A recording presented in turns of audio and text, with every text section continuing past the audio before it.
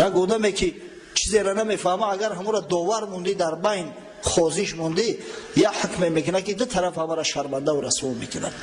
این حقیقت دارد. روایت میکنن همه قصه شده بوده است در این مملکت های خود مشیدگی های. یک ملا بوده است یک روز یک جا مسافر می افتاد. مسافر می افتاد در مسجد همراه قوم همون محله نماز می خوند. قوم غلط می خوند، بعضی واجبا را ترک میکنن. حیران می شود قومی که نه قومه دارن نه جلسه دارن نه تعدیل ارکان دارن. بعد نماز ملای همون قوم امامشون نصیحت کرد که برادر تو خطا کردی، باید انهی خیل میخوندی، انهی خیل میخوندی و ترا گرگ سرت میکنه، خدا جان تماس کنه آخی همین نرم ملایم بخون، تعدیل ارکان واجب است. قومه و جلسه را امام ابو یوسف فرض گفته است. اگر چند فتوا به قول امام اعظم ابو حنیفه و امام محمد است که سنت است، اما ترک سنت وقتی قصدن میکنی رود در گور، از کجا تو امید شفاعت محمد صلی الله علیه و سلم کرده میتونی؟ ها این ملا فرستاده دانو نبوده، مثل مصعب گپ زده نمیتونیست. اول شدت کرد. وقتی او امام محله را در پیش قومش که بیسواد گفت، بعد او را یک روی را گرفت گفت بیسواد توی ما درست خوندیم تو غلط گفتستی. هر دشش جنجال کار اخیر به کشمکش و به قد رسید. و مردم جدا شو کردن گفتن چی در دوره شما دو ملو ساز نمیگیری؟ باید تو چی اختلاف میکنه؟ دروغ میگه خودش خطا کرده است.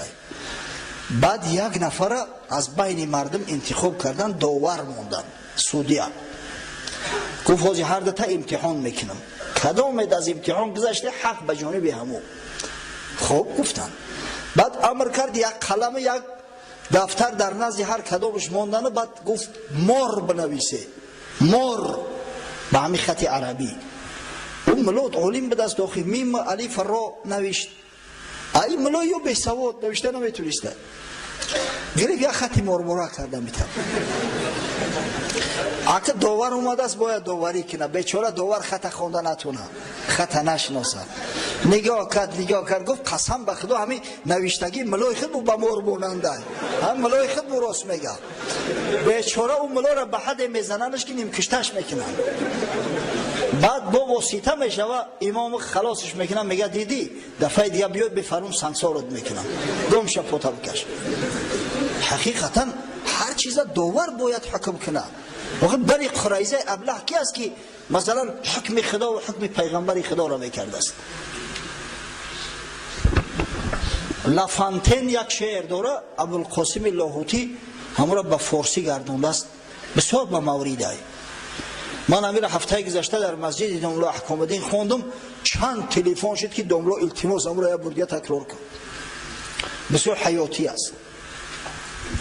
میگه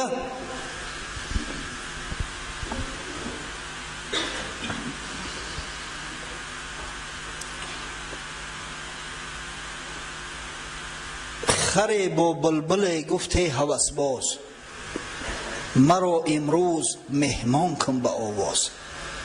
مگر بینم که استادی چون است، که هر چیز رهین آزمون است. یک خر پیش بلبل می آید، میگه جورا بلبل ایقا تعریف توصیفی ترا میشنویم، همین قواهی میکنن ترا، بیا من ترا یا امتحان بگیرم کامی تو چنقه علم داری دانش داری. ولی متاسفانه میخیلی آدمای چی هستن به باک فلانی ترا ایقا تعریف میکنن، به من ترا یا امتحان بگیرم. آخه تو جوانمرد تو همه خودت اصلا صلاحیت امتحان گرفتن نداری که تری دعوا میکنی. منم آوازه بلبل شنیده ولی آواز او هرگز ندیده. من گفت تعریف توصیف بلبل بسیار شنیدم، تا حال آواز تا نشنیدم. کویا صدا که چه بلبل این شنید آواز برداشت، بپاشید آتش کندر جگر داشت. اگه تصور کنه که بلبل چی نو چه چه میزنه، با خواهشش کردین موافق طلب، بعد در چه چه در اومد، نوایش از زمین بر آسمان شد، به نغمه آتش افروزی جهان شد. درخت و کوه و دشت و برکه آب چه کودک شد از این لالای در خواب. همین طبیعت به حد لذت برده، میگه که طبیعت دیگه خوابش برده است، خوابی ناز در رفتن. شبان سرمست بر خاک افتاده، اینان گله را از دست داده. به یاد یار میزد نوشخنده، همه افکند در آتش سپنده. حتی میگه رمبان خوابش برده است، هر سه گله و رمش پراکنده شدی هم پروا نداره، مست شده است دیگه. چه بلبل از سرودن لب فرو بست، خرو را گفت که اینجا نکته هست. وقتی خلاص کرد گفت جوراب آفرین، بد نبوده، سوز بوده، نگه همینجا یک چند کمبودی ها داری گوش کن. توانم گفت کاوازت بدک نیست، زی الحانی تو بعضی بینمک نیست. آواز شنیده میشید است، او خبردی بد نبوده است اکا. ولیکن کاش زحمت میکشیدی، خروسان دهی ما را بدیدی. زی استادان خشخانی سحرخیز، همه آموختی لحن دلاویز.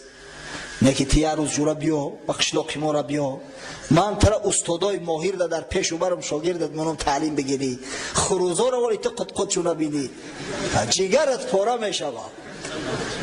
خروزا آوازی بلبل بالا مونده است خر. چه بلبل گوش کرد این داوری را، مجسم دید در قاضی خره را. این بلبل گوش کرد، واه روش درگور، گفت این قاضی ما خر شده است. به هم برزد دو بالا دور شد دور، میان شاخساران گشت مستور. گرفته پیشش و گفت خدایا از خران ما را نگهدار، از این خرداوران ما را نگهدار. انمی سعد بن معاذ وقتی خداوند هدایتش کرد گفت خدایا از خران یهودی ما را نگهدار. و گفت چی بگم من مسلمان بشم مثل شما. در تعلیمش کردن، غسل کرد، لباسای تازه و آزاده در بر کرد. این اسلام دینی پاکیه، دینی نظافت، دینی آزاده های. گفت اشهد ان لا اله الا الله و اشهد ان محمدا عبده و رسوله و درکت نمازی شکر گزاری. بعدن گفت بیای همراه من. به سر دسترخوان دعوتش کرد، امر کرد تمام قبیله اوسا عبارت از بنی عبدالاشحل و بنی زفر و بنی حارثه و دیگر دعوت کردن.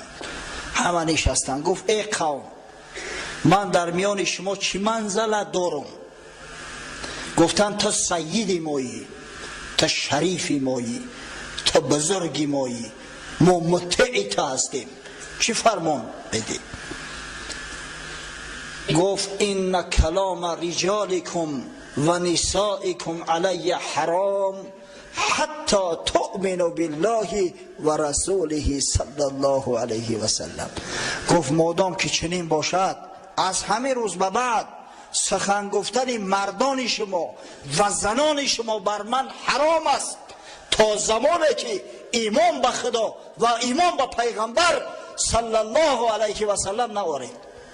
امرشو کرد. تا وقتی گفت ایمان نیاره من خطی تو گب نمیزنم. تمام.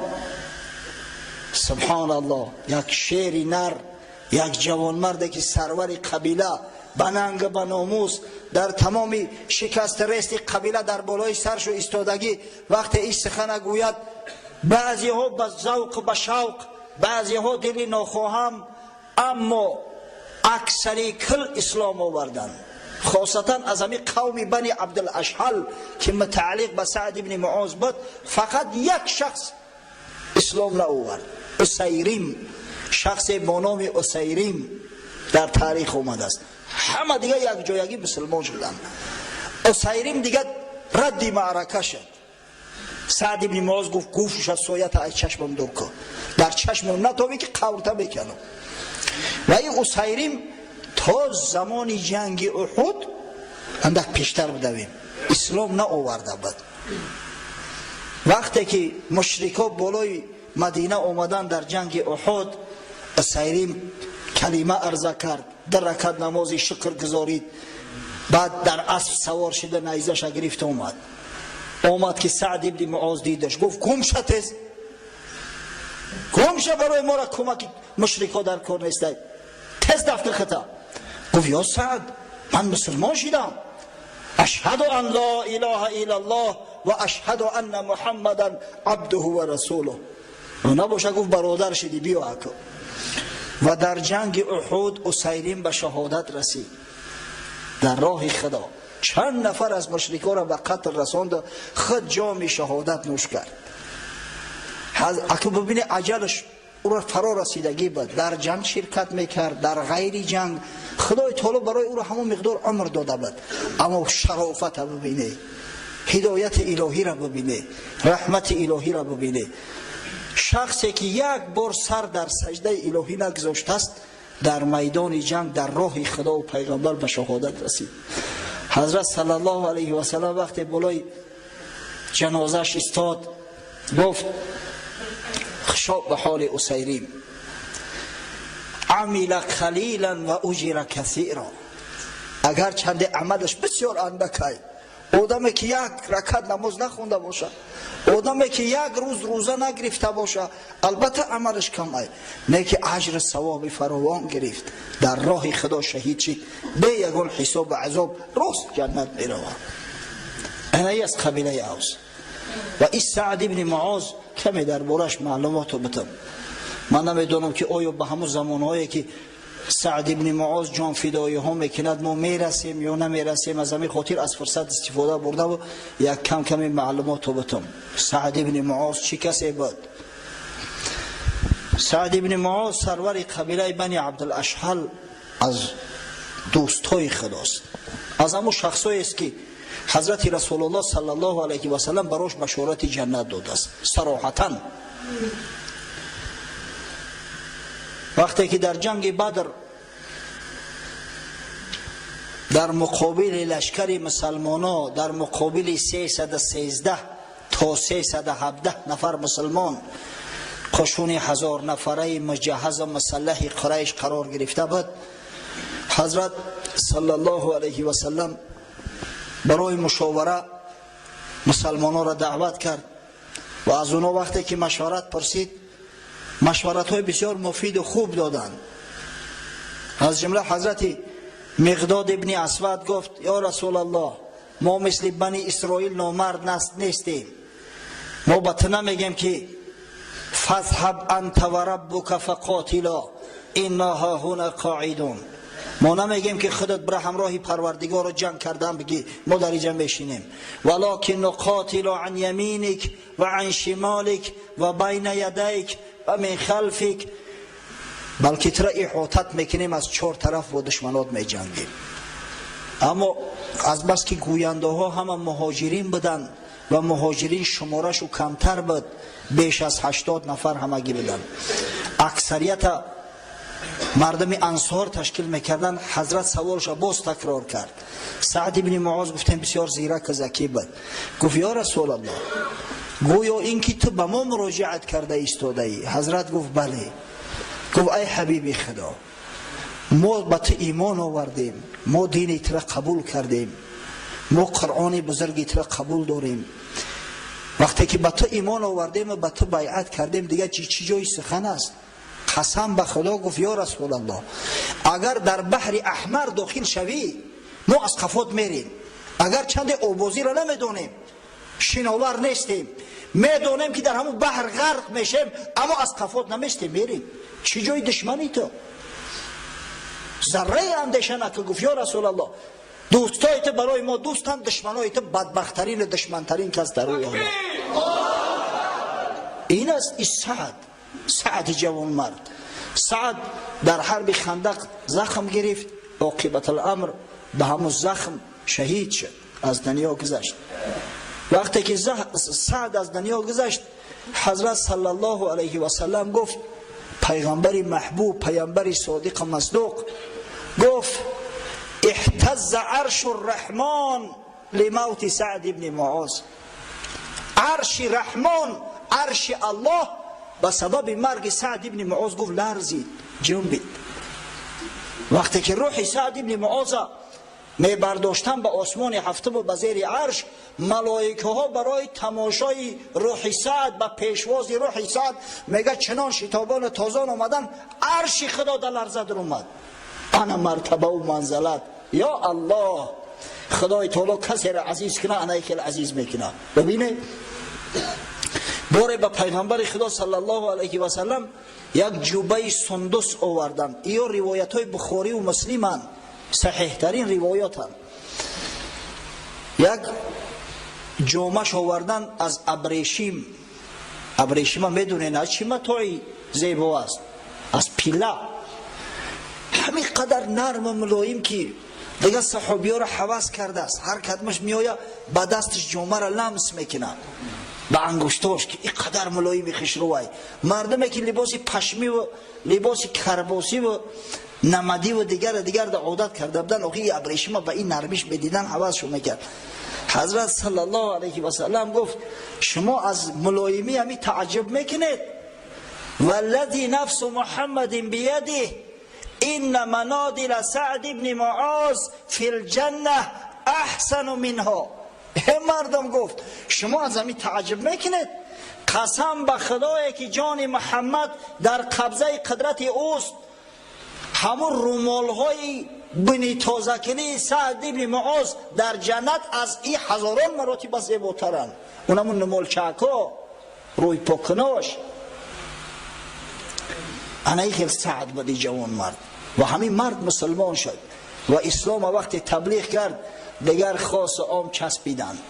دیگر به حد مسلمان در مدینه منوره زایید شد که قریب خانه نما که در اوج اسلام داخل نشده باشد. در تاریخ ها اومده است که 3 عائله از همین رحمت خدا تا حرب خندق محروم بودن. تا حرب خندق این 3 عائله، عائله امیه ابن عامر، بنی وائیل و بنی ختمه.